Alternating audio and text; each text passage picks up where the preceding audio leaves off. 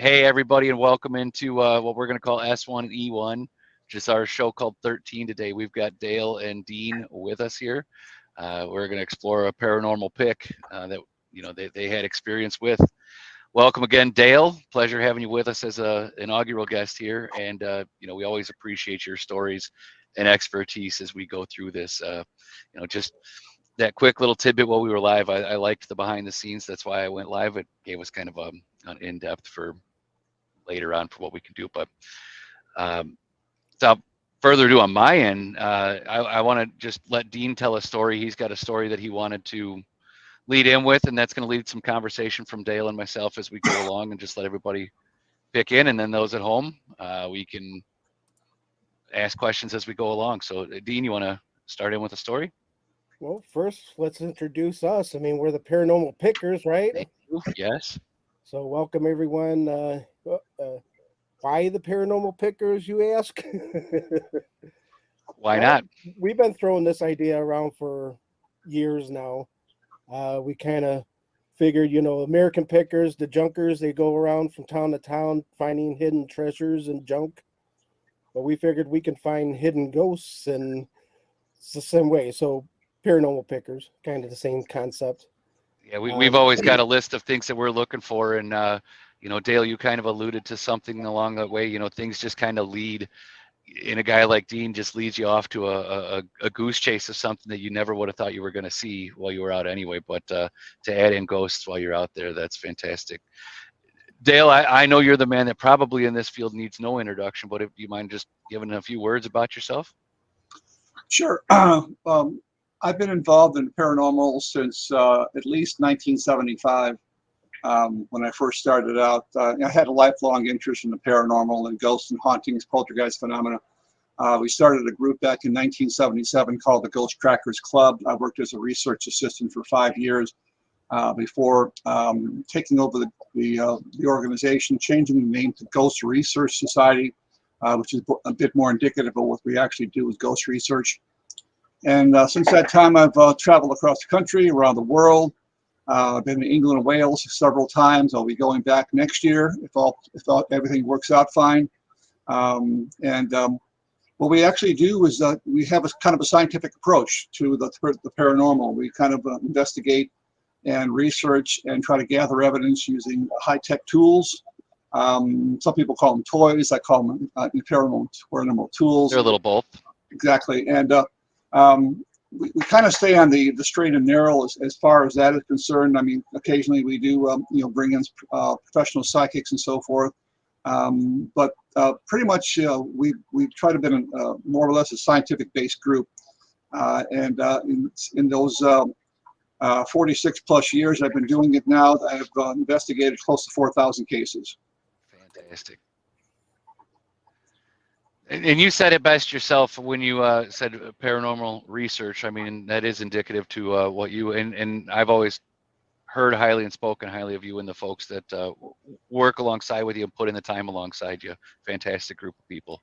I appreciate it. Yeah. Dean, can you give us a little background on the location we are looking at today? Well, the reason why I wanted this first show to start in now is because it's springtime, it's new beginnings, and there's a date coming up on March 24th that is what I call Justice for Louiza. But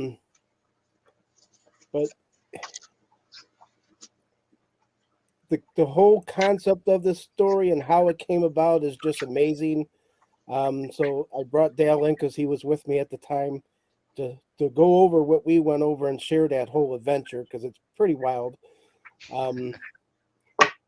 It considers spiritual stuff, natural stuff, signs you see in nature, why we go to where we go, basically. Yeah, we were basically coming back from a haunted location called the Bel Air House, which wasn't too terribly far away. It was actually in Belair, Ohio. That's why they call it the Belair House. No big secret there. And we had a pretty interesting investigation there with Kristen Lee, who was the owner of the place. We were there and did a lot of EVP sessions, did a lot of different investigating there. For me, I don't know how Dean remembers it, but to me it was kind of quiet. I mean, it wasn't really, we didn't get quite that much EVPs or reactions or personal encounters when we were there. So this is at the Belair House. The Belair House was quiet, and the night before there was a huge investigation. Actually, when everyone was asleep, I went downstairs into the kitchen area and did a session with Laura on the phone. And then a car pulls up and it's a cop. So 2 cops are outside talking to me, and they said that the last night there was flashlights and stuff. They thought it was like a party going on here. So they had a lot of people there the night before. So maybe the spirits were just tired or ran away or something. Who knows? And was that this same time of year? This was March timeframe? Well, that's the funny part, Dale, is and Nick, is we started our journey on Friday the 13th, which 13. ties into the story. What ties into the story here. And what was it, Dale? We stayed at a hotel somewhere, and I was in room 11 and he was in room 15. So so they didn't give us 13, so that was a good thing. I think it was a full moon too, to be honest with you. It was a pretty big moon. So yeah, we're basically leaving the Belair House that on the 15th of September, heading home. And of course, Dale and we were taking side trips all the way out there. And Dale actually was looking for another adventure when we left, but he said it was too far east and that we just figured not to go back that way. So that kind of prompted me into looking for areas of haunts on the way home. So actually we stopped at Cracker Barrel, which was kind of nice. And hey, any good paranormal picking needs to stop at Cracker Barrel, because that's a staple. Well, I gave Dale time to look up some stuff because I was shopping in the little candy section that they have there at the front. So Dale laughed at me. I come out with 2 bags of candy. He's like, you getting out there, buddy? But I searched Google for haunted locations in Interstate 70 in Ohio, and it pops up this case about Louiza Fox, town of Barnesville, Ohio, of all places. And I had, obviously I had no idea where I'm at in Ohio, so I kind of waited for a green sign, the highway sign, to come up to see where I was going to be, and it actually said exit 202, Barnesville, Denison, 1 mile. I'm like, are you freaking kidding me? It's right there, and I'm like, right? yeah, I think we got one right here. He's like, you want to go? And he's like, and I told him real quick about the story. We ended up missing the exit. We had to kind of turn around a little bit, and then we got back where we needed to be. And the first thing we saw was the birthplace of Hopalong Cassidy.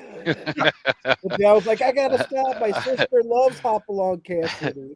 Are you guys riding together in the same car at this point too? Yeah. Yep. I like it. Yeah. Yep. Of course, we never found the Hopalong Cassidy site, by the way. I don't know if it was a tiny little town, or maybe the town wasn't there anymore, or the house wasn't there. I don't know. I mean, why would you put a big sign at the side of the road saying birthplace of Hopalong Cassidy and not even have a signpost in front of the yard where he was born or something? He was probably born right where that sign was. Maybe it was. Yeah. They put it right in front of your face. Here's where he was. And it's a small town. I mean, it was gravel road that had potholes for every tire of your car. So we were bumping and grinding the way there. Yeah, if you could describe the demographics, the population of this the size of this town that you're going into, what what are we looking at here? A DeKalb, a Naperville, I think something we were smaller. I think we were the only two.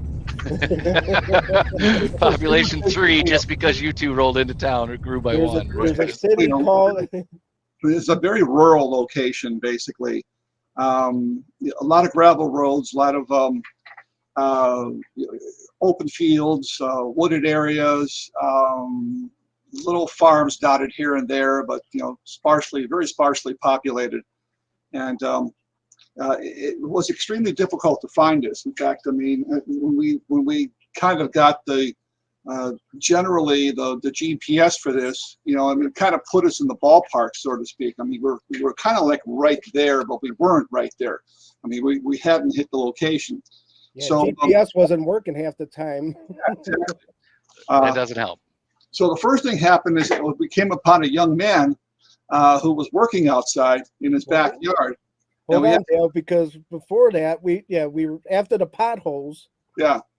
And there was like one road off to the side, and we thought it was a driveway. It just didn't seem like you should turn down it. And then we continued, and I remember Dale saying, "Wow, this looks like Gettysburg back and through here." Remember that sharp turn we took? Yeah. We're like, "Wow!" And then we came across this. The before we met the boy, the road ended. The GPS was taking us into a farmer's field. I was like, "Wait," I go, "Dale, it's up to you if you want to go." So you came to the edge of the property. Yeah, and that's what I said. There's a kid back there working on the truck, so. Turn left, then turn left.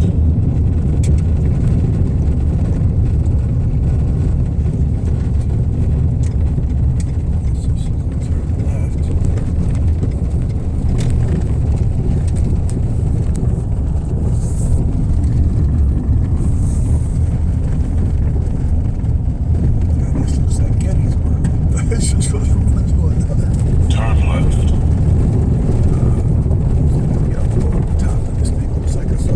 Sharp left.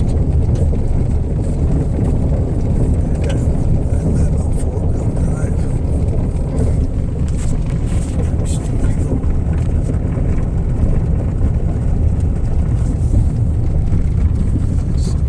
Left.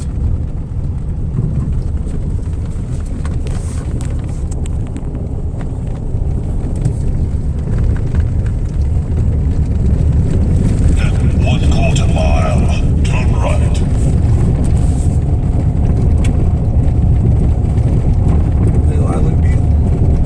I'd be a little pissed if we finally got to the end of this thing and there was a big sign in the field that said, "Ha ha, fooled you." There's a guy working on a truck. Here's a dog chasing. Dogs are chasing.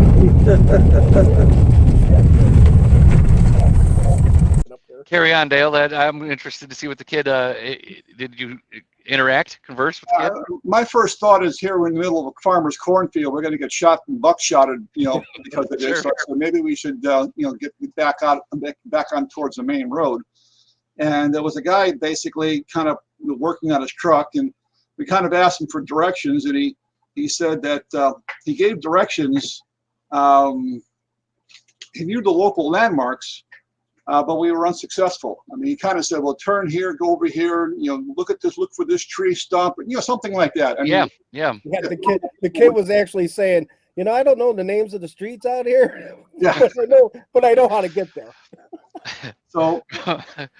So again, here we're kind of wandering around, and we weren't about ready to give up. I mean, we came all the way here. We're committed. We're pot committed at this point. Like it's a gambling hand. Mm-hmm. We're all in on this. So basically, later on, we came to a crossroad. Crossroad. And again, another crossroad. Mm-hmm. And in paranormal literature, crossroads are locations normally where, even in England and Ireland, where there's a lot of activity. There can be spiritual activity. There can be ley lines. It can be, psychic connections. It's a traveling location where people come and go all the time. And the name of the road was Salem Ridge Road. Yeah. Salem Ridge and North. But yeah, to Dale's, the reason why we were at the crossroad is because that's where he finally got a signal for his GPS. Right. Because he has this application that he can actually get detailed descriptions more than even like a normal Google. But he stopped the car. I got out because one, my candy was melting because of the heat. And I was going to look for a place to, relieve myself. So I'm standing in the middle of the crossroad. And this this pickup pulls up, and I'm like, are you kidding me here? I'm in the middle of nowhere. This pickup truck pulls up, and I turn around, I'm looking, I go, he's going to stop. This guy's going to stop. He stops, and then I'm like, this guy's going to get out. This guy's going to get out. This guy got out. He gets out of his car, and just the weirdest thing, this guy, late 70s, and his first words to me was, you like the view? It's amazing. Yeah, I said. And he goes, I was born right over there. And I'm looking back, and I'm like, I see a field. I'm like, okay. I'm like, is this guy like, how old is this guy? It was Hopalong Cassidy. Yeah, maybe it was. But he did state that he was born in 1942, so for 70, at the time. But and he said that all the surrounding land was his. So, I talked to him. I said, well, we're here because of a little girl. We're looking for that memorial marker. And he goes, oh, yeah, the girl who was murdered in 1869. I'm like, yeah, And then he points at Dale's license plates, and he starts laughing because his license plate says ghost. So he knew why we were there. So he gave us the directions, and he actually came across it. He said that his babysitter was related to the judge who presided over the case, Judge John Way, which is kind of interesting, to say that. Mm-hmm. After I introduced him to, I brought him over to Dale, introduced him to Dale. But the funny thing that I took out of that story was he actually said, funny thing is that I haven't been to this side of my land in about 5 years. You just happened to be going there as you because guys I'm standing on a crossroads asking for help, and help came. Right. That's standard. So let me recap this real quick, if I understand correctly. So you guys pull off of the highway, and you've gotten into town. You're batting 0 for 0 right now. You reach a kid who kind of gives you some bogus directions. You reach a guy in a truck who seems like he may know the location of where you're going to. How much time has elapsed here? Are we talking, half hour? Are we talking an hour, 2 hours? I was ready to give up, but I'm glad Dale was there because Dale never gives up. Yeah. Right. I was committed at that point. I said, he was invested. Yeah. I mean, you got to be like a spit away from this place. And it's a matter of just finding the right person. And like Dean said, basically, we found the right person because this guy knows the property. He lived here all his life. He was born across the way.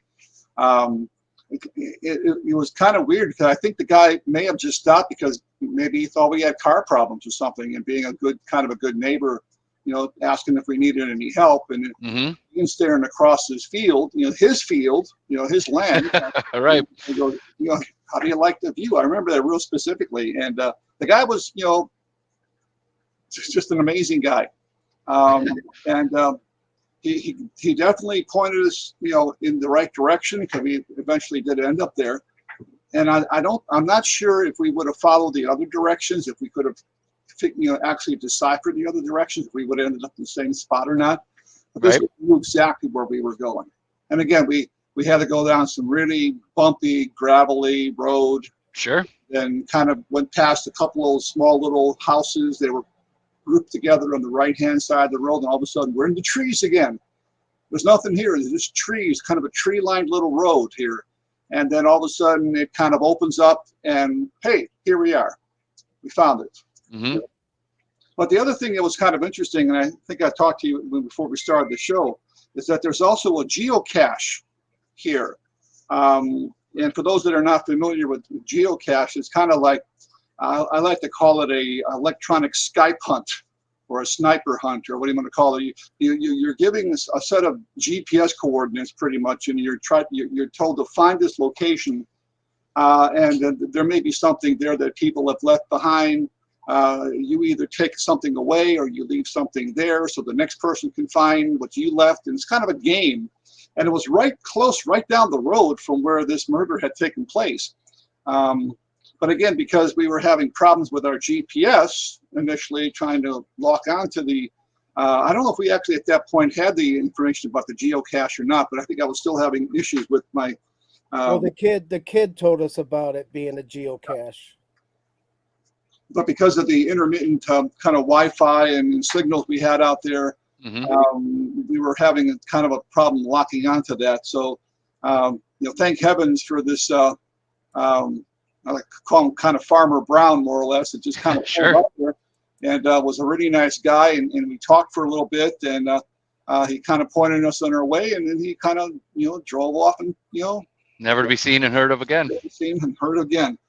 And so then we kind of went there, and we actually saw the actual gravesite up there, and was kind of up on the hill. People kind of visit that quite a bit, I guess. Well, actually, it is just a memorial. Her actual gravesite is in the nearby cemetery. Right. But before that, we kind of like navigated between the memorial and the house, which is kind of funny. When we turned at that first house, there's like a couple of cemetery stones at the edge of the guy's house, and we're like thinking that was it, but we kept going. About halfway there, it says this is where we're supposed to be, but that's the actual where he committed the Thomas Carr killed Louiza Catharine Fox was Right. that actual location, and the memorial was further up the road. That's the little marker on the side of the trailer. Up here is going to be a couple of three tombstones, little grave markers.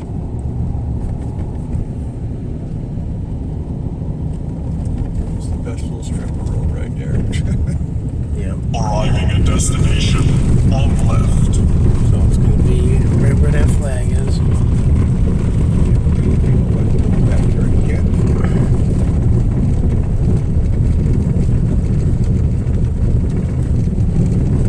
When did it supposedly happen? No. Does it even say? Probably not saying. It might say in her grave marker. She's better than that. So right here they found her by some stream or creek or something down there. So this is the geocache, right? I don't know. No, This is not the geocache? no. I typed in from the Ghost Hunters page. Okay. Now if we keep going up the hill. So this is approximately where it was, right? Yes. So if I was going to take a picture, this would be pretty darn close, right? Nope. Which is what I want to do. Cancel that.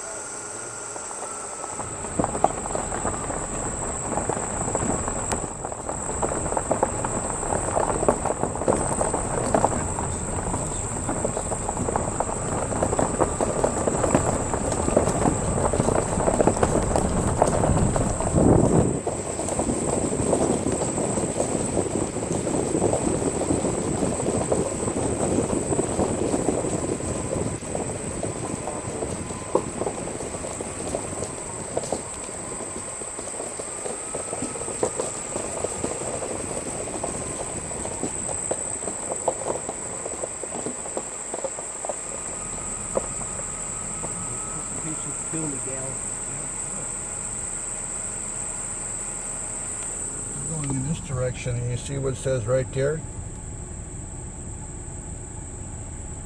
Cemetery. Behind us. Behind us over there. Don't think about it.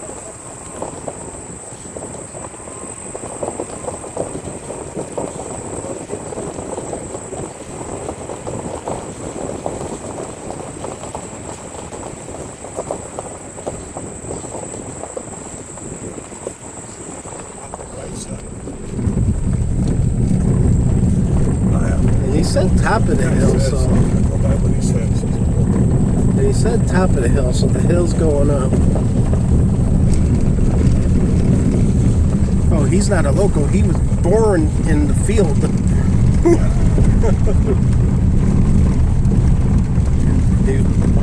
Born 1942.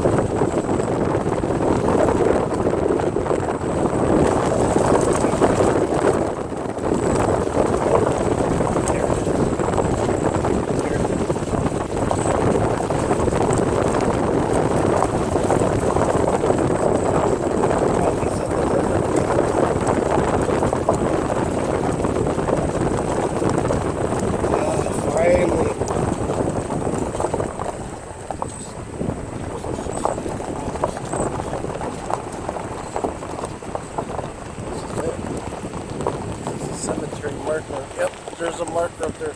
There's a bunch of whatchamacallit, memorials, flowers, balloons. Yep. There it is. Holy crap, Dale. That was an adventure. It sure was. Yeah, in fact, this was, obviously a very small town, even back then, even probably more small than it is today. And where everybody knew everybody, everybody's, neighbors were, friends, and, if there was a stranger, you would stick out like a sore thumb because everybody knew everybody pretty much. And probably nobody locked their doors, probably real similar to like the Belixa Axe House and places like that where nobody locked their doors. When this murder, obviously took place, obviously it really shook up the whole town and the whole area because this was, an act of brutality, they later discovered it was somebody in their midst, pretty much, that had done this. It wasn't a stranger to the town. These things happen, but we did locate the location. It's in Salem. She's actually buried in Salem Cemetery, which is right down the street, actually, in Hendrisburg. That's where Hopalong Cassidy's from. Yeah. And but it's part of a whole big conservation area. It's Egypt Valley Conservation Area. So it's just ginormous. It has coal mines, all that stuff out there. So you could get lost out there. I'll tell you. Oh, absolutely, absolutely. Now, if you could maybe tell me and others a little background about, I don't mean to sound horrific, but a little bit background about the misfortune of murder that happened upon the young lady there. How old was she? You know, a little background on that. Well, that's where the 13 comes in. She was 13 years, 11 months, 13 days. Yep. Oh, wow.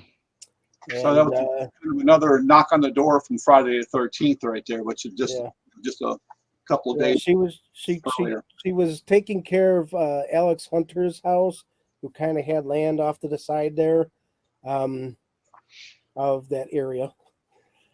I'm looking in my map eyes, you know. Mm-hmm. You can't see this. Pretend this is a map. But so Alex Hunter, and Thomas Carr also worked for Alex Hunter, and that's where he was smitten by the young girl, and he was 23, 24 at the time. 22, I believe. Yeah. So when he was about 20, about that age, and she was 13, and you know, according to newspapers, he was trying to marry her, and the parents didn't allow it after they found out his true nature. And this guy had a history, so it's not surprising that they did better judgment. But he didn't like the answer no, so I guess Louisa told him that she couldn't marry him because of the parents, and he decided to take her life in a very, very cruel way. Sliced her neck all the way open to where it almost came apart, and it just, it's sad, and it was actually said that, you know, in some of the research that I did for the story here too, and I'm just kind of quote something that came out of a bit of research. It said that this individual Carr was known to be kind of odd and argumentative in life. He was not working at the time. He was a braggart. He often had meager social skills, and most believed that that they never would have imagined him a monster that would stalk and kill such a child. But apparently, that's exactly what happened. And you know, apparently, her brother, her 6-year-old brother, was actually sent to look for her, which he sent a 6-year-old to look for a 13-year-old. I think he was with her. Say, that's the thing. That's a friendly neighborhood. You could get away with that back in the 1860s, 1870s. Mm-hmm. Well, I know Willie, the brother Willie, was with her when she was walking home from the Hunters, and that's when Thomas Carr jumped out and wanted to talk to her, and then they basically told Willie to go home, and he started walking away, but he kind of ducked down and hid, and he watched the argument between Thomas and Louisa, and then he started stabbing Louisa, and that's when Willie started running home to get help. And by the time the family got there, the father got there and found her, there was nothing they could do. Yeah, that's just a horrible story all around. I mean, given the age of both parties involved, not just, you know, the young woman, but I mean, he's a 22, 24-year-old male, had the whole rest of his life to look forward to too. Just horrible story indeed. Yeah, he had no much life. If you read his, you know, there's articles about back in 1870 about his whole life. He gave a confession. There's an actual book out there called, you know, the Life and Death Confessions of Thomas D. Carr. I mean, there's a published book out there with his confession. I haven't read it, but. So if I understand correctly, what you're saying is this was not this may have been the first, but it was not the last, or it may not even been the first of persons he took the life of. No, he's considered a serial killer, in some sense of the term. He claimed to kill 14 people. including the trampling of a prostitute in Cleveland and another woman in Tuscarawas County. So, you know, I mean, he wasn't such a great guy, you know, for lack of a better term. I mean, but you know, obviously he was just like, you know, hunting, preying on women, you know, back in, you know, the 1870s. Anybody that looked different at him, he was in the Civil War. He was a prisoner. He was on the North. He was captured by the Confederate. They let him go, and I guess his fellow soldiers wanted to kill him, and they arrested him. And according to what I was reading, is that they sent a letter to the president, and he was pardoned, and that's why he was let go. So, I mean, if that's true, I did research and did not find his name as part of anybody that Abraham Lincoln pardoned. So I don't know if that to be true, but dang, if he shouldn't have pardoned him, you know. Yeah, yeah, no kidding. This little girl would have still been alive. Well, he was eventually the very first person legally hung in Belmont County, Ohio, on March 24th, 1870. The first Okay. and only person. Yeah. So March 24th, just a couple days from today. Okay. That's justice for Louisa here, and I'm gonna quote out of the newspaper from 1870. It says, well, actually, he said that he sketched a draft of the gallows, explained its operations on the day of the execution, and said, pointing to the trigger, "You touch this, and down goes Tom." So he was a character, and just kind of, and strangely, there was a fascination with him. I guess two girls would come and visit him daily, and on the day of the execution or before, he offered him rings and told them to always think about him and prayer and blah blah blah. You know, it's just like the sickness of their attraction is just kind of disturbing. But back to the hanging. Out of the newspaper, it says, when the sheriff pulled the hood over his face and adjusted the rope to his neck, he twisted his head and complained suddenly that, "You are choking me." After which he again moved his head about to adjust the rope, when at 1 o'clock a slight noise was heard, occasioned by the removal of the pin, by the posture of the lever, and the drop fell, and all was over. Although his neck was not broken, he did not struggle much, and after hanging some 20 minutes, the doctors pronounced life extinct, and the body was cut down and placed in the coffin. So at 1 o'clock on March 24th, that's when Louiza Catharine Fox got her Justice. Yeah, he was eventually buried in an unmarked grave at the Methodist Cemetery in St. Clairsville. Probably so, you know, people wouldn't go out there and, you know, desecrate the grave, you know, sort of like what happened to John Wayne Gacy and other people that were, you know, mass murderers. So he wasn't given a Christian burial of any kind. There was actually, I think it was a pauper's grave right next to the courthouse. The courthouse is no longer there, but there's a cemetery that's there, and he's supposed to be buried there, but it is unmarked, so you don't know where he's buried. Right. Now, question: when you guys made it to the memorial marker for Louisa, did you get out? Did you try a few things? Did we get out? Well, what do we got going on here? Well, we just did a drive-by, Nick. Right, all that. right. So elaborate a little bit for me. Well, I mean, we actually stopped there, obviously, and we kind of scoped out the area. it's kind of like on a little tiny hill. It kind of overlooks the if you would call it a valley or just a hillside or the fields basically. There were some decorations on there, which was nice to see that people are still decorating the grave, more than what, 200 years later. Yeah. It's a geocache. Yeah. And So- so so- people were leaving Snoopy keychains, beer Sure. cans, Sure. and Dale, I Oh. think you left a penny. Yeah. Oh yeah.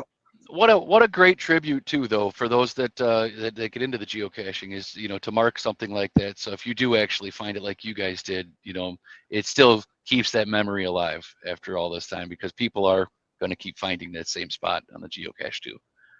So that's fantastic.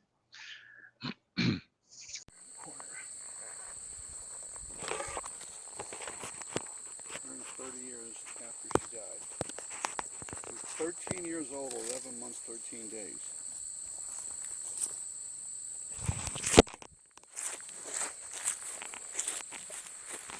She found this spot. Louiza Catharine Fox, age 13, was murdered by Thompson car. She was on this spot she was murdered. Yeah, that's a. Thomas Carr murdered, hanged, first murder and hanged in the county.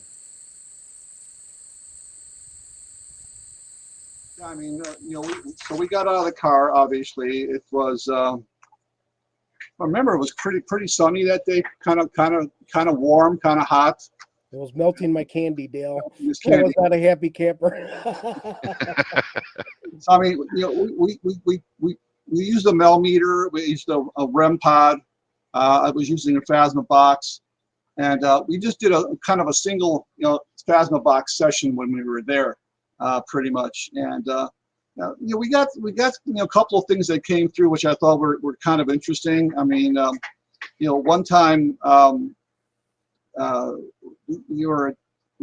we kind of asked the question, who are you afraid of? Is it a man? What's the man's name? And over the device, you hear a female scream come over the device. Really?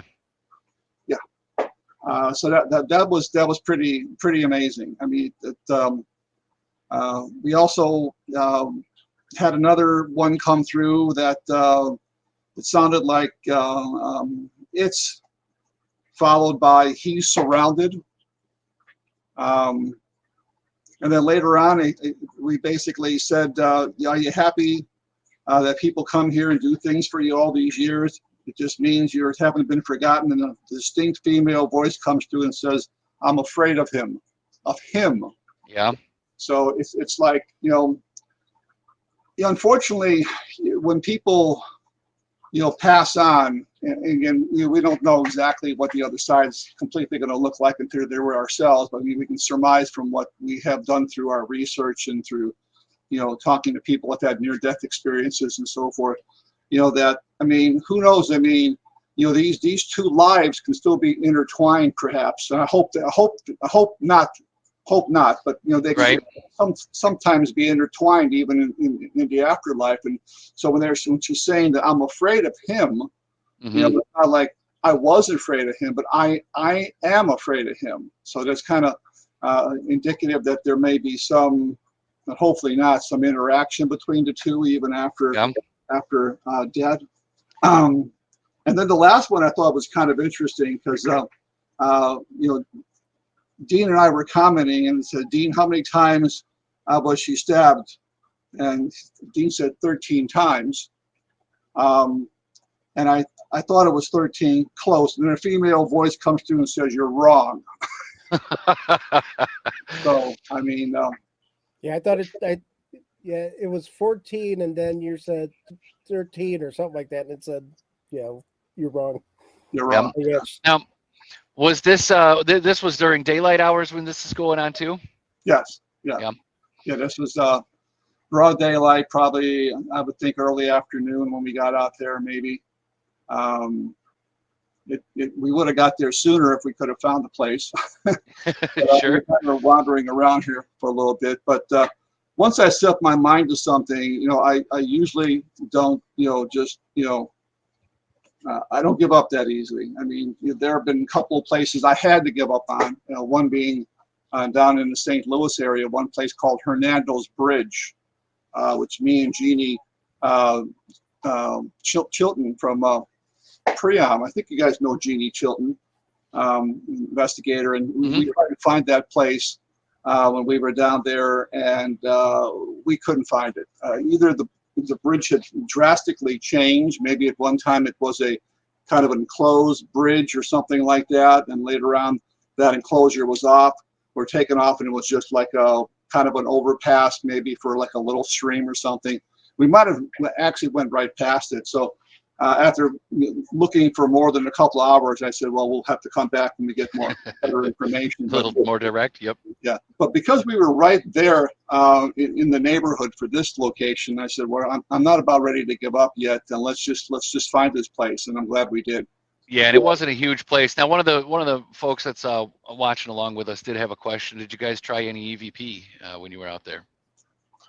Yeah, I mean, we did the Phasma box session. When Sure, we were understood. Yeah. Yeah, that was the only one I think we actually did, was the Phasma box when we were out there. Sometimes the Phasma box can give some interesting responses, and sometimes it's just a bunch of mishmash of words. In some cases, it's very difficult to understand what's actually being said. But I've had amazing results with the Phasma box where full sentences have come out. In fact, we were doing something, I believe, with you guys when we were at the Sally house. You guys were at the Sally house with me, weren't you? I was. Yeah. Dean Okay. and Tim, I believe, were. Yes. And we were doing something there, and Dean has suggested, well, maybe because of using the Phasma box, because you're using a tablet and you're actually picking up what's called internet radio and sound banks that's mixed with the kind of a reverb and echo effect, that maybe, just maybe, what you're doing is you're actually broadcasting perhaps your question, and maybe somewhere in the internet somebody's picking up that and answering it, the real person. Yes. So I said, okay, well, how do we get around this? And we suggested turning off the microphone on the tablet, which has been off ever since, and we're still getting responses. Oh, that was at the Monroe House in Hartford City. Yeah. Yeah. So I mean, it was a way to kind of debunk, the Phasma box, to make sure it wasn't actually being caused by a living person. Mm-hmm. It still would have been a little far-fetched, but I said, well, why not? Let's eliminate all the possibilities here. Yeah, you want to make sure it's not a walkie-talkie or something from some other place. Yep, absolutely. So and ever since that time, my Phasma box has been the microphone has been shut off, and I'm still getting amazing stuff coming through the Phasma box. So now, when you were running that Phasma box there too, you refresh my memory. How close is this to where I know this was the memorial, but how close is this to where the trauma happened, where she was, and necessarily where he was hung? I mean, how close in proximity are all three of these locations? Well, I sent you a link. Far at all. It was just down the road. I don't know if you can present it on your screen, but it's I might be able to. It's a Google map of the actual location, and then people get an idea if you can broadcast that up there. You should be able to share your screen there, Dean, actually. Well, I don't know. He's in power. I can't even comment or anything. You can't. We're testing the limits of the technical capabilities today, and it's not a problem. I think I can manage this. While we do that, while I'm pulling it up, so you started off at the memorial area there. I assume you weren't done there on the travels, and you went to find more spots, more layers to this story as you were around. Oh, of course, I deep dived into that. But one of the things that I do too is, as Dale has been learning, is I watch nature a lot. So on the way out there, I seen a dead hawk on the side of the road on the 13th, Friday the 13th, a dead hawk, and then there was another hawk there. So I remember, Dale, I made reference to that on my recorder. So typically, it should be just 39 and 30, Kankakee, Brown sign. I didn't get Wildlife Center, but there was a hawk that flew close to the ground on the right side of me. But prior to that, in the I just got the chills. Did you? yes, so in the middle of the road, there's a turnabout, and there was a dead hawk laying in there. So I just saw 2 hawk sightings in a matter of less than 5 minutes. And coming back after we found the memorial, I did walk the perimeter of the grounds, and I got this feeling. It kind of wasn't my own feeling, but it seemed like the memorial seemed like it was a bigger fuss. It was kind of larger than the life it represented in a way, so that was kind of weird. And I know it wasn't my words because I wouldn't think a memorial. I thought memorials would be a great thing, you know. So, but I had this feeling that whoever was talking to me or spiritually communicating was given that impression. And I thought about that for a second about the dead hawk, and I'm like, well, there's no memorial for the dead hawk, there's no memorial for a lot of things, and maybe it is a big fuss that this one person is memorialized like this, and not everyone is. And then Dale left a penny there, and I just left a spiritual offering in a sense, communicating that way. So then I was telling Dale about seeing all the coincidences all the time, and Dale was actually, I think what you said, Dale, was I'm starting to wonder myself.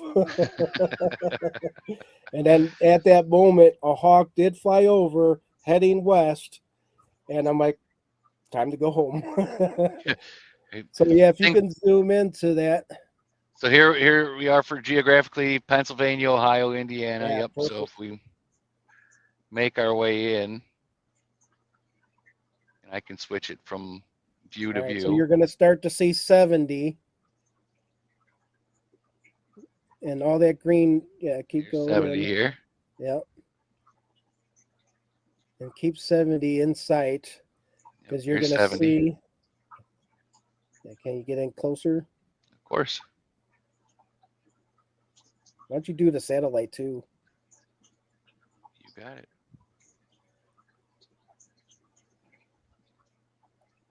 And then. So you mean to tell me you're on this little country road here where some Farmer Pete, Farmer Joe That's came in? no, this is the memorial. That's the memorial. So zoom back Gotcha. out a little bit. That's Okay. the memorial. So zoom out a little bit. Now keep going. Stop. All right. So see on the right, the lane goes down to that street there. Now zoom in there. This area here? Yeah, just zoom in a little bit. Stop. So between that house and that memorial, halfway through the woods there is the location of where he killed her. Okay. And then if you zoom in on the house, keep zooming in as close as you can get. Well, I don't want to see in their window. No. But move down a little bit. See the little stones on the top there next to the street? Those are little grave markers there. These guys right here? Yeah. Those were little grave markers. So that's what we thought it was. All right, so zoom back out.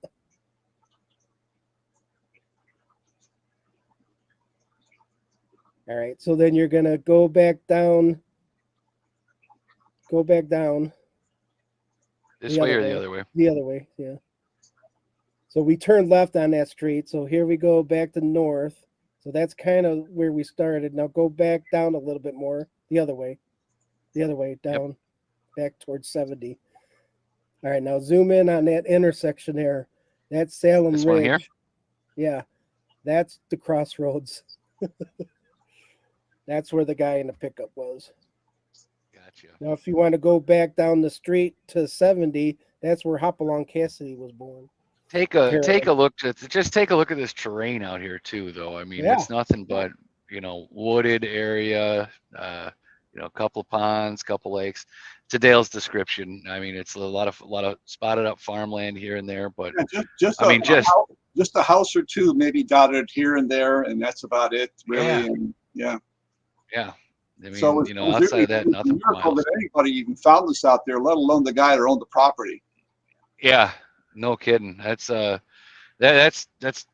nice stretch of area there too. You see So, where that little red marker is, and then you kind of yep. go slightly down to your I guess it'll be like southeast. If you pull that map down in that direction, you kind of see that little dog leg. You see that little dog leg right beyond the house, Yep. up there. No, going up towards the red thing.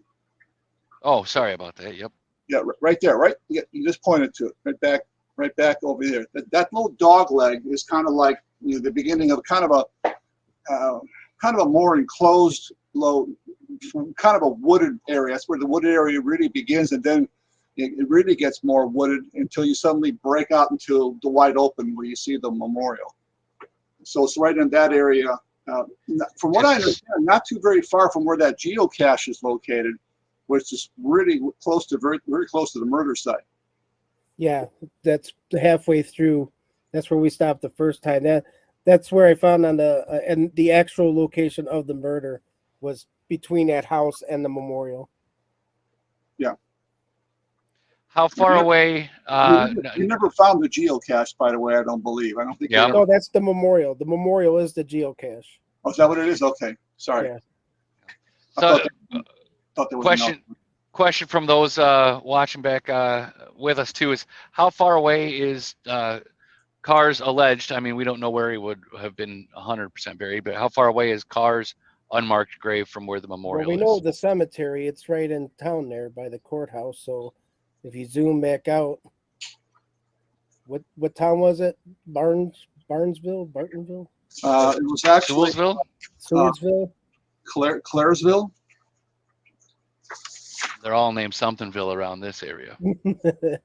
Well, you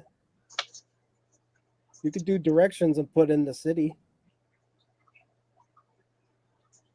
Well, no, do directions so you don't lose this spot. Oh, too late on that.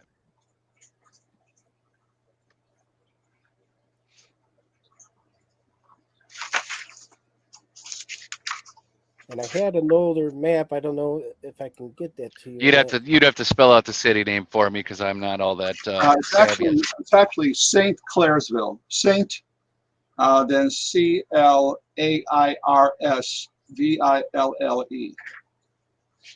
Clairsville. Gotcha. Saint Clairsville. Yep.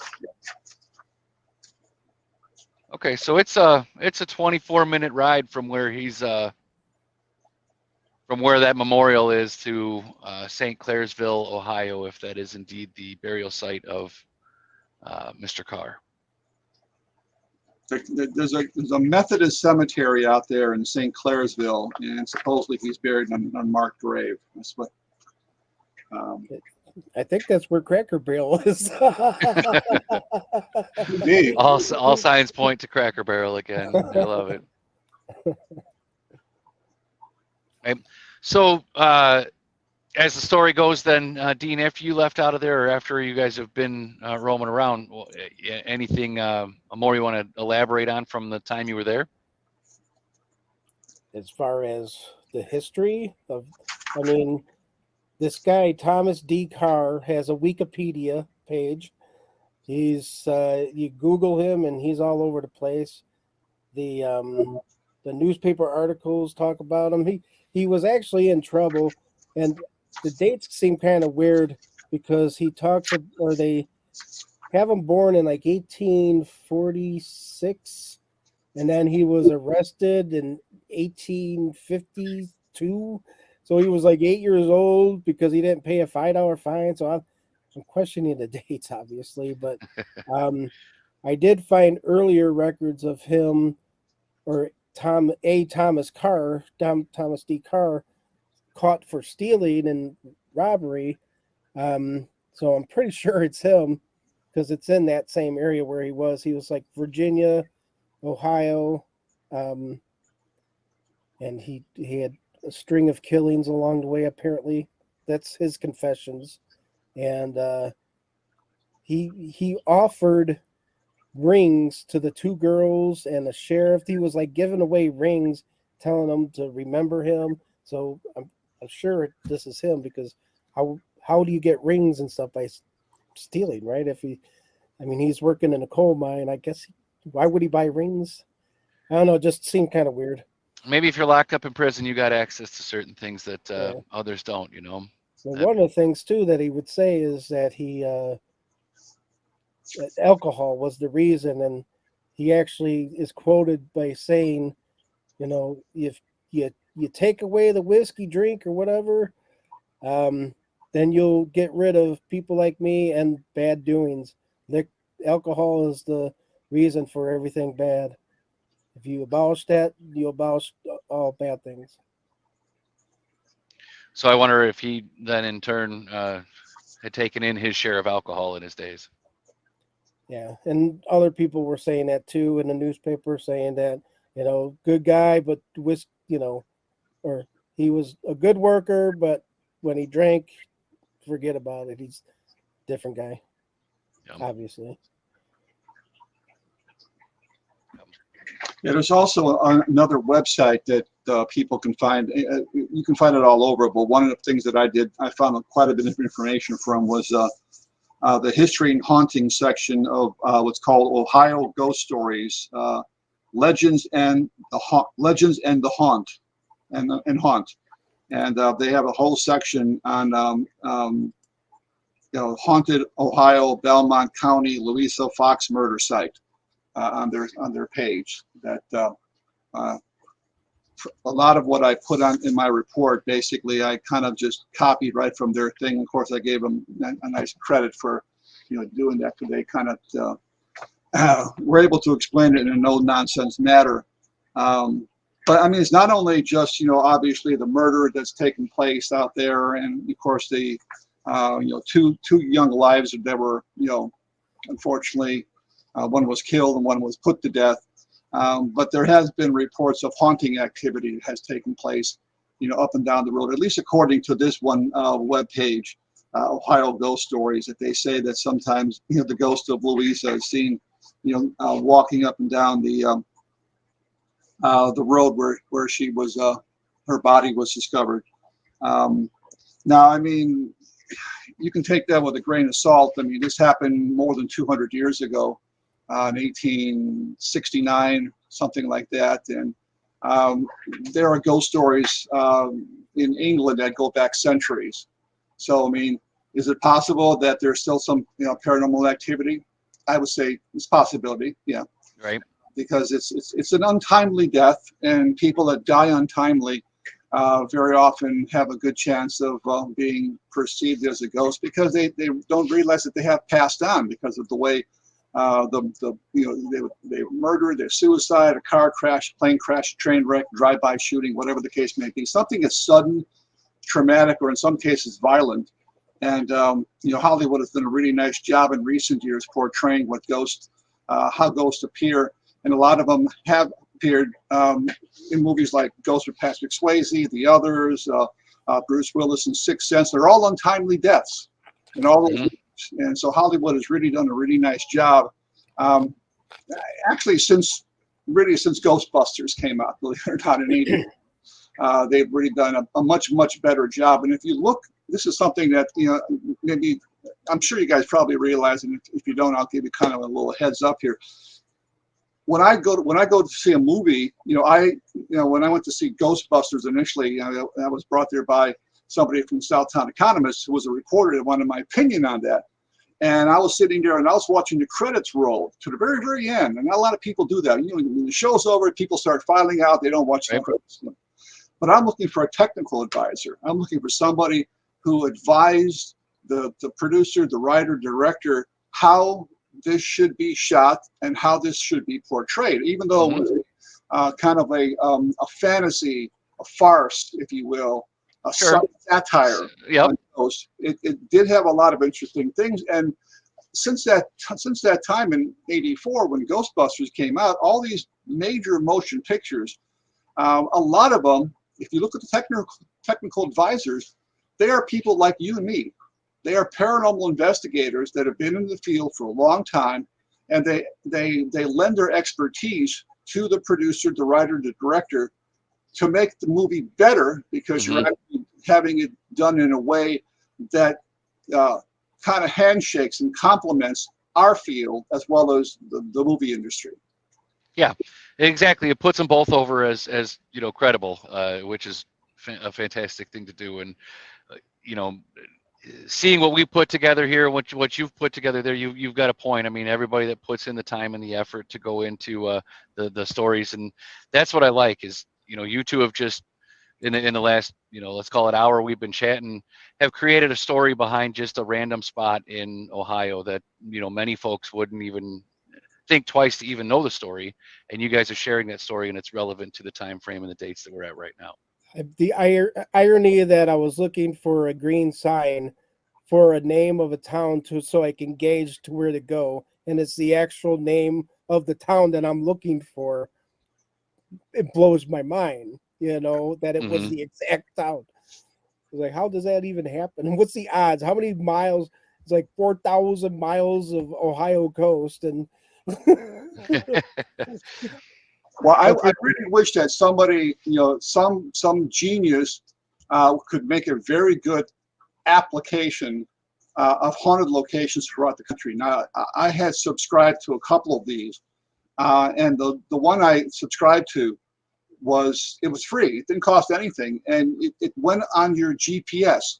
So wherever you were at, if you just looked up ghost hauntings, whatever, it would pull up the closest locations to you, give you descriptions, eyewitness accounts, pictures, GPS, directions, and everything.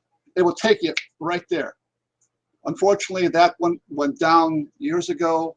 They never came back.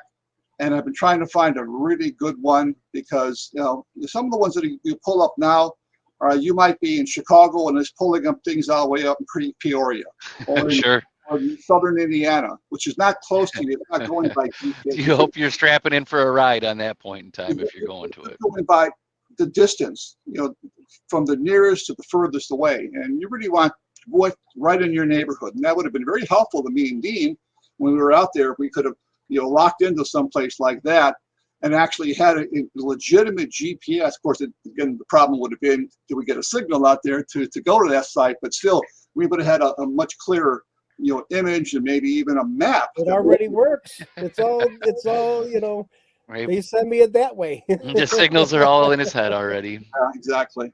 But Right. wait, there's more. Nick, I sent you a link. Oh, okay. While I look up that link, I forgot my train of thought now, so I'm just going to pull this link up. Oh, sorry. That's all right. Is this a video? It is. All right. There's an actual song called The Ballad of Tom Carr and Louisa Fox by the Hutchinson brothers. They wrote a ballad. There's a song out there with these people's names in it. For the same people that we are. Oh, yeah, The you're same right. people. Let me pull this up while I do that. Do you know any history of the band that put this together? Nope, they're brothers. Allegedly. Allegedly, yeah. All right. By band name only. I mean, that's saying something. All right. There's a song about this murder. Right. That's how you know. That's how you know we're onto something here.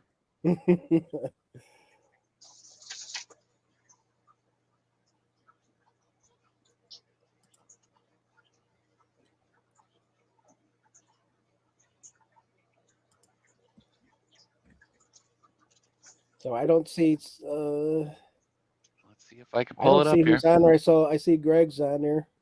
Greg was on, Laura was on. I get everybody as Facebook user, so I've seen a couple people pop in and out, and I haven't mean to ignore anybody by name directly. Let them know there's a link in the messaging of the video that you can click on to allow Facebook to use StreamYard,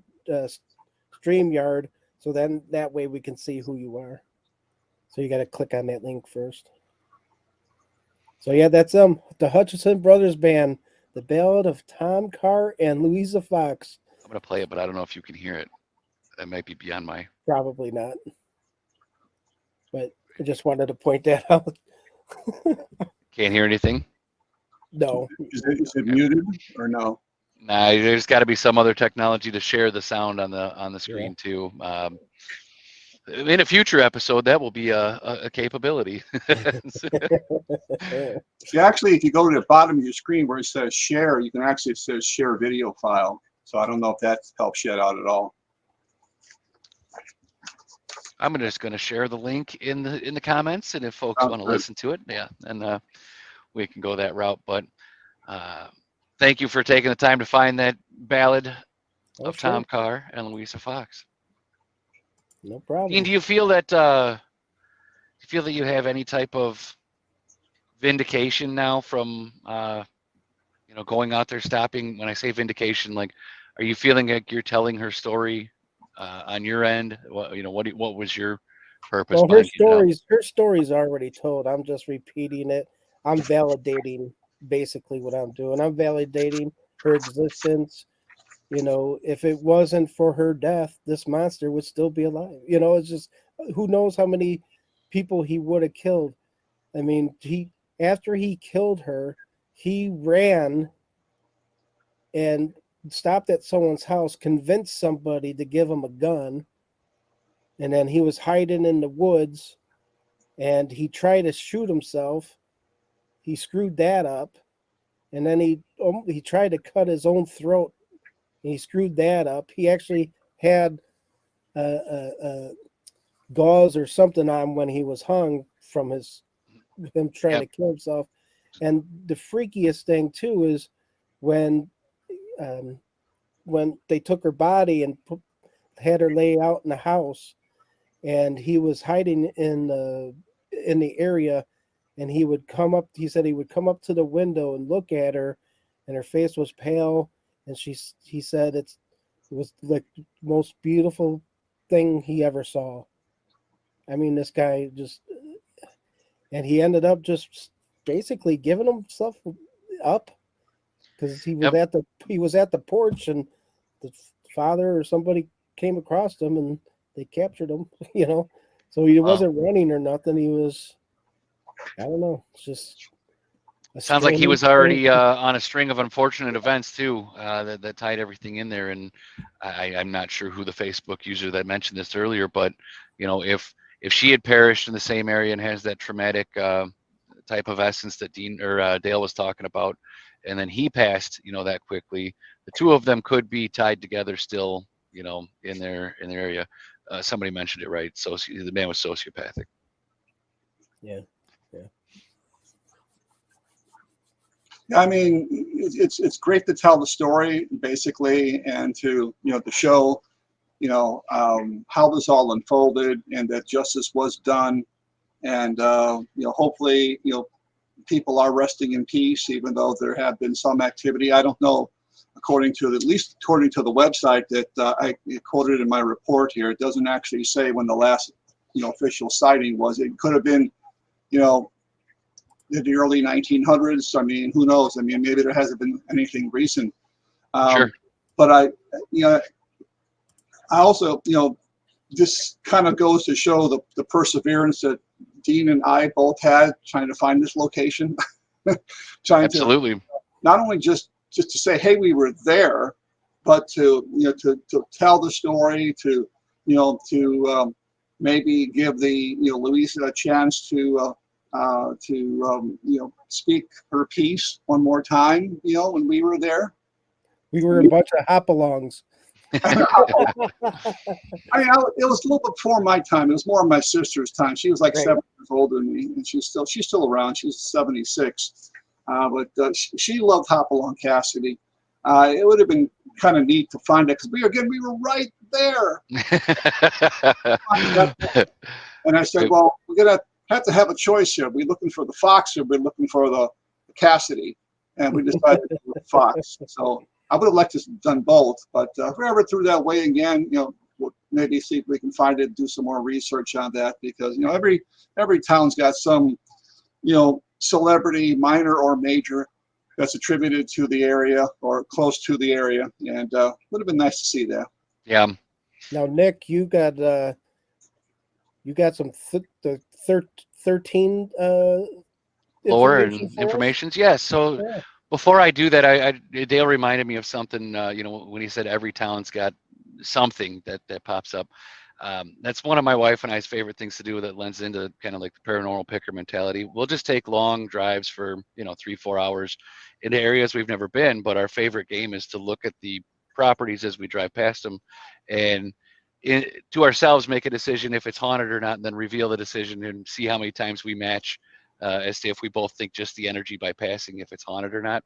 But then to add to what Dean and I were thinking is, just stopping in and you guys taking that extra effort to find out if the area really is haunted from that. I love it. Well, I think it's cool. I mean, driving, I always do like I call it an hour drive. Just go for an hour and drive back, and again, it's just as you said, and it's not that I look for places haunted. I look for deja vu sometimes, but it's kind of like the FOMO effect, like the fear of missing out, because I wonder, what's that family doing? What's that family doing? What are they doing right now? Are they having dinner? Are they watching TV? What's going on? Is just the whole, and then I go back home, kind of like what you were saying, and I would search that area and just learn about that area, the history of the town, and just seeing things and just sharing it as I could, just discovering more about our surroundings and stuff. It's just not driving by. Like, back to the story here. I mean, how many people are driving by down 70 not realizing that Hopalong Cassie's thing there, because there was no signs, no mention of it. Right. People just drive right past it all the time, not knowing. So not realizing it's there. Couple things about 13, which I found kind of interesting when Dean mentioned that he wanted to state that we were calling this 13 and all the 13s that we're looking into it. But just on the whole, the number 13 itself has always worked on or been known to be associated with things that have a tangible outcome or things of the material world, right? So the reason I think that's interesting is because as they passed, as they're there, you find the memorial, the material world kind of goes away. Tangible outcomes, you're telling the story right now, right? But it's associated with, again, other mysticism things like Friday the 13th, obviously, that you guys were alluding to. But the 13th tarot card in the deck is associated with the Reaper. So there's that. The Freemasons always had the symbolism of 13, but basically when 13 appears, it's a lot of people immediately think bad omen or bad outcome, but it's not really the indicator. It's more so to like how the situation treats it, and if you get an outcome that is best for you guys and something that sets up any foundations for future activities. That's Freemasons 13, everything time back into it. But there's actually a legitimate fear of 13 too, by the way. I can believe that. If you look it up, it's really hard to pronounce, but it's trichotill's phobia or something like that. Some really long, giant word. And it's the rational fear of 13. And just to kind of expand just a little bit on that. Please. That's why you don't see any office buildings with floor 13. They go from 11, 12, 14. Well, where's 13? It's a phantom. All right. It's still there, but you're just naming it something different, right? What was that show, Nick? Evil? Didn't they have an episode where you would press 9, 11 at the same time, 13, and it would stop between the floor? Yeah. Remember that show? Mm-hmm. Yeah. Yeah, there's all kinds of things. You're right. I mean, the 13th, some people won't stay in the room number 13. Yeah. I sent you another link, Nick. But yeah. This is Find a Grave for Louiza Fox.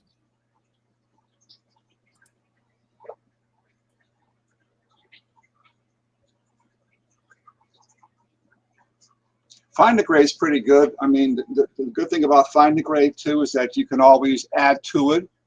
All you have to basically do is just subscribe to it, and then you can get an account, and you can add pictures and more descriptions and GPS and addresses, and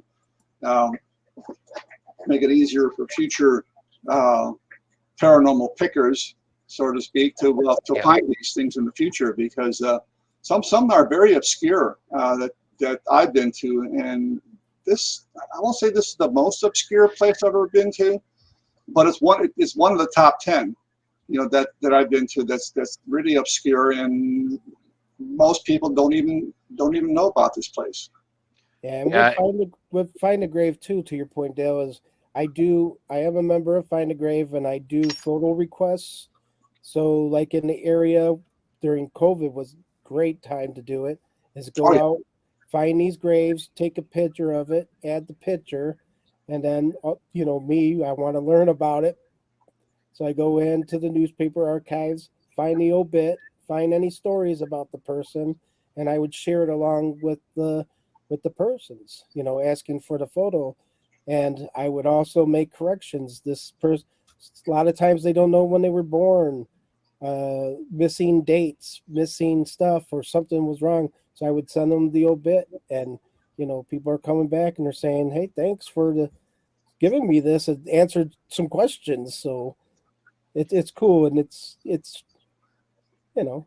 helps out history, ancestry, and people learn. Yeah, I'd like to thank both of you for that service, because I know myself and Tim, we both use Ancestry a lot. The application on the website, and Find a Grave comes in handy because, if I find a long lost relative, to your guys' point, and somebody like yourself has gone and put that picture in, I may never have known where that person was, what the dates are, but now I've got a physical, I can put my eyes on it instead of just reading a page on Ancestry.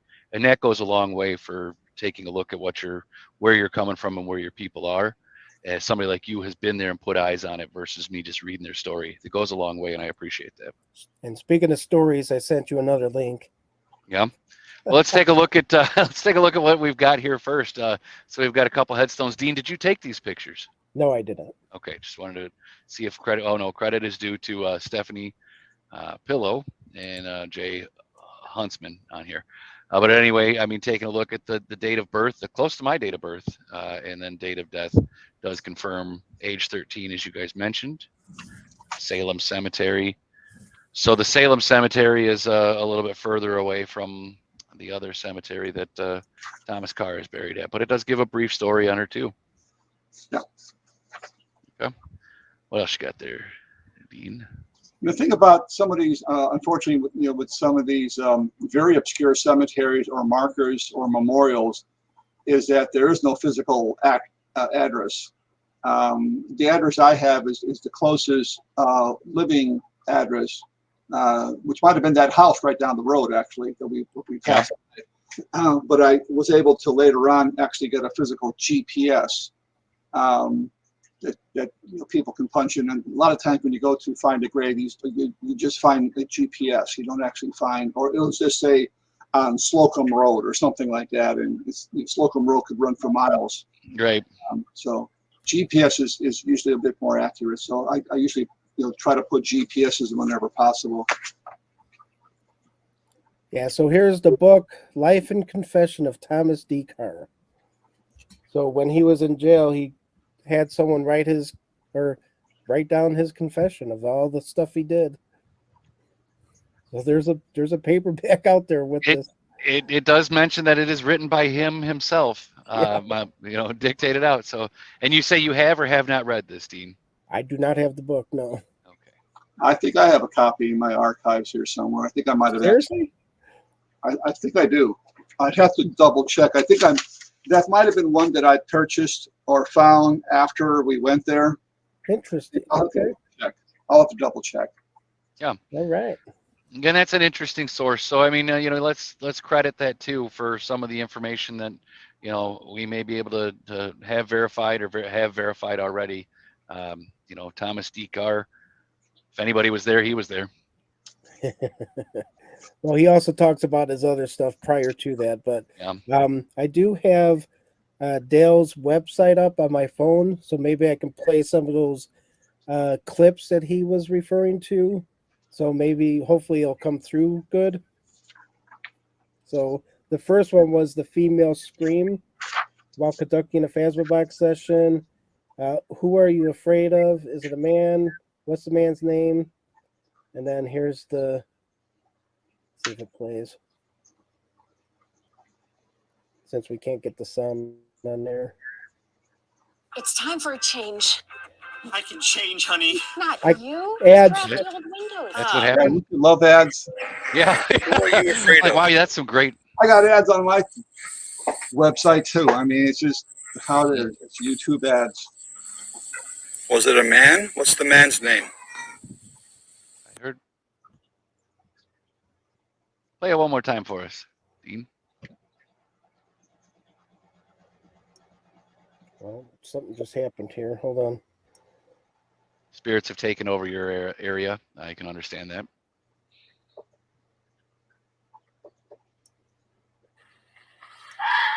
Nope, that wasn't it. Well, It sounded like a scream, though.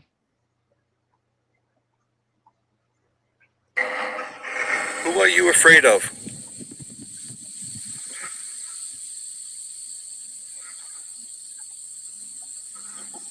Was it a man? What's the man's name? Ah, Yeah, I could hear it. Was it a man? What's the man? You can hear it in the background of that. it's Next one definitely is. screen. And it's just it's just the pair of you out there, you and Dale. It's You not saw the map. There's nobody else. Not another living soul out there. Just want to make sure we're clear on this, that is just the two of you out there. This next one is the he surrounded while conducting the Phasma Black session. A question was asked, how old were you?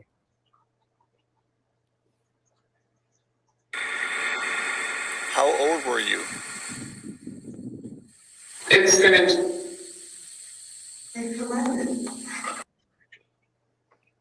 I heard certainly heard it, something. The last part sounds like it's 11, but Yeah, it says it's surrounded. I'll play it again here. How old were you?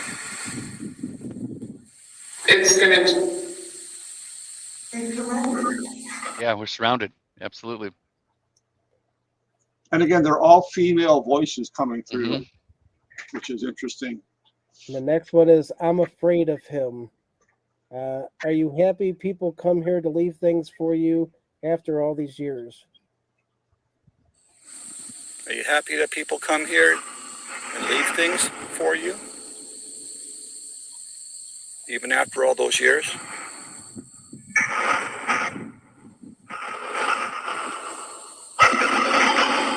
It just means you haven't been forgotten. Another example. I'm afraid of him. That would lead to suggest that there is some type of bonding or binding that keeps them there. But at the same token, everybody that knows in that area too, that knows of, there's maybe not many more of them left, but know of the situation and the story, just their memories alone can keep the two of them bound in the afterlife as I well. think during that particular capture right there, I think Dean had walked a little down the hill. And so, I mean, if I was to show you the entire clip, I said, Dean, come here. Of course, we played it back afterwards when we stopped. So here's the one with the how many times were you stabbed? You know, another thing, Dean, too. How many times was she stabbed? 13 times. I thought it was 14 or something. That was loud too, just coming straight out to you. You're wrong. But that one, You know, another thing, Dean, too. How many times was she stabbed? And that's right at the marker. 13 times. I thought it was 14 or something. You're wrong. so yeah, that's the memorial. The thing about the Phasma box, if people aren't really familiar with it, I mean, it's a Windows-based application that you have to have either on basically a laptop or a tablet. You can't have it on your phone. It has to have some sort of Windows-based operating system. but a lot of random words come through when we're doing EVP sessions, and if the random word doesn't have anything to do with where we're at, with the question we asked, and I don't throw it out. I keep every single session I've recorded since the mid 1970s. If you saw my library downstairs, you'd see I love it. I got from all this. But I keep it, but I don't necessarily every single word that comes out put it into our report on EVP, because it's sometimes they're irrelevant responses. They're just random words that come through. Right. But we start getting things that even more so in places that I've been to, that you ask a question and a full sentence comes out to respond. That's pretty amazing. Yeah. What's causing that? I mean, It becomes more than coincidental at that point. You know, you can only chalk things up to circumstance at some point in time. But yeah, especially when they have a direct connection or direct link to what you're there for in the first place and asking about. So it's getting close to 9. Dale, we want to thank you so much for driving that day. That tour. oh, I love It was, we had a blast. We had fun. Talked, and yeah, it was a great trip. Sadly, nothing happened at the Blair House that we found, but it doesn't matter. It's just going out there. Oh, before that, we even went down to Moundsville. Yeah. And we walked up that damn hill. for that. Yeah. I figured out why they call it Mound.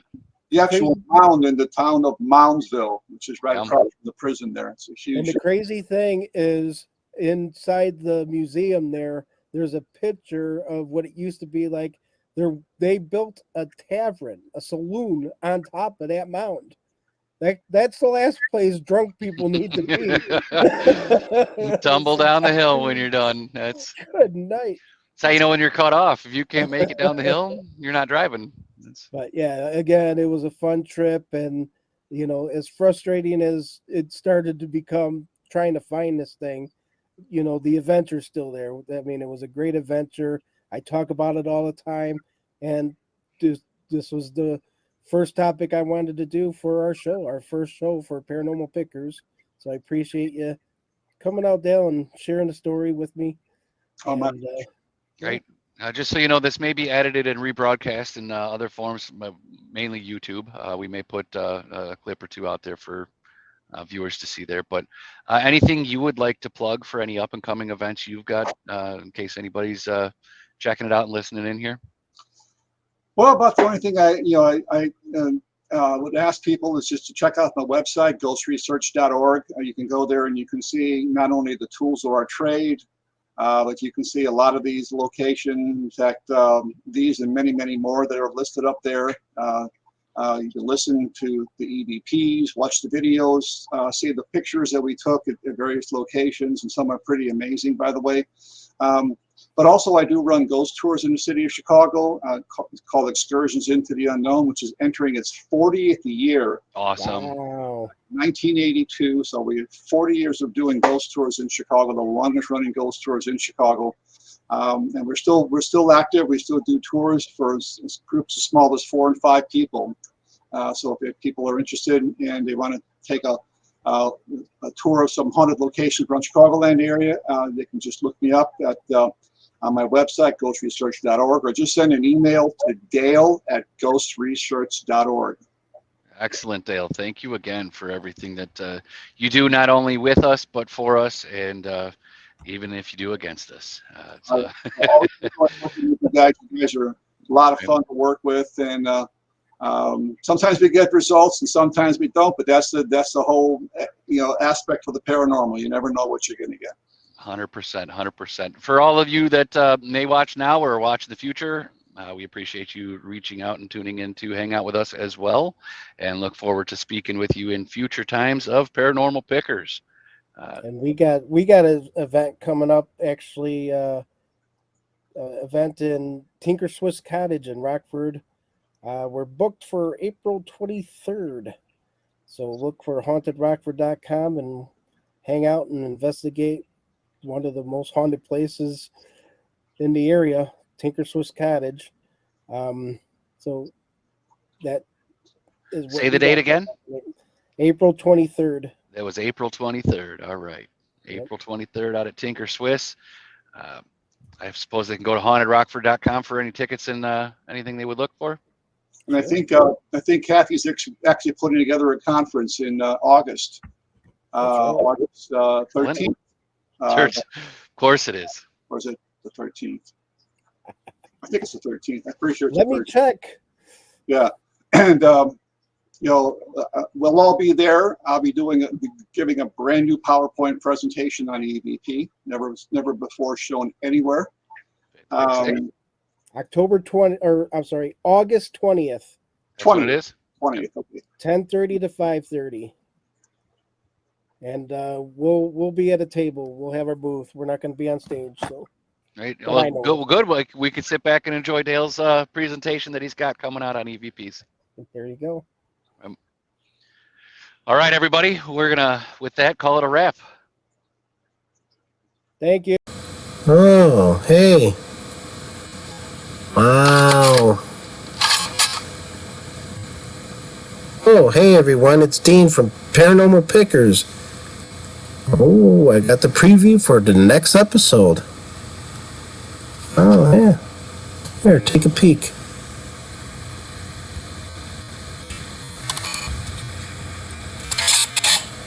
Oh.